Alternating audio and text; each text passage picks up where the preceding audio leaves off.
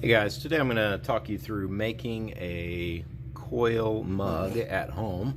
So this is essentially what we're making. This is a student version of this project, a coil mug with a handle.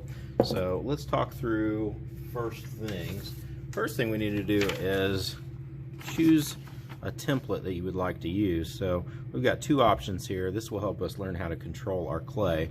So whichever one you choose, I'm going to cut that side off and use it. So for this demonstration, I'm going to use number 2. I like number 2. So I'm going to cut the extra part off. So now what I've got is this. So I'm going to do a couple things. You can see this one says positive template. That's what the shape of my pot should look like. My negative template, I'm going to hold up against the side of it so that I know what it's supposed to look like. So I can do a couple things here. I want to fold my paper right on that line as best as possible, and then I'm going to crease that. I can go ahead and cut off the bottom. I don't need that, and I'm going to carefully cut this out so that I'm following this pattern here. And this is not one of those times where I can really cut way outside of the lines. I need to just stay right on that line because I'm going to need both pieces. Don't throw away either of these pieces. And across the top. Okay, so two templates. This is my positive template. This is what the shape of my pot should look like when I'm done. My negative template is this. And I'm going to use this to hold up against the side. So right away, I can tell you I only need half of this. I don't need the whole thing. I'm going to cut that off. And I don't need quite so much at the top, so I'm going to cut a little bit of the top off. But I do want to leave some of the top on there. That way I know which way is down and which way is up. So this I should be able to slide up right next to my pot and use this to control my shape.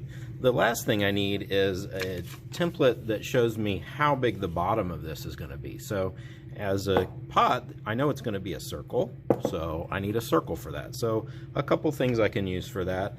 The preferred method is to use a compass, and I know that if I have my template folded in half and I measure the bottom there with a compass, mark that. If I draw a circle, that circle is going to be twice the size as my measurement, and it should come out to the right size. Now I can see that you may not be able to see that circle from there, but so based off of that, I'm going to just kind of check my work like if I were in math class. And that should be, if I hold this right on there, that should be the size of my base. Now, let's say you don't have a compass. Here's a couple other things you can do. Use this and just kind of look around and find some things that also are circular that you could trace. And voila, look at that. That's the perfect size. So I can just take this can and trace, and I would end up with the same basic thing. It's a circle that tells me what size the bottom of my pot should be. So I'm going to cut that out as well. This time I do not have to be neat about the scrap that I'm cutting off of it, because I just need the circle. And the circle is going to become the base.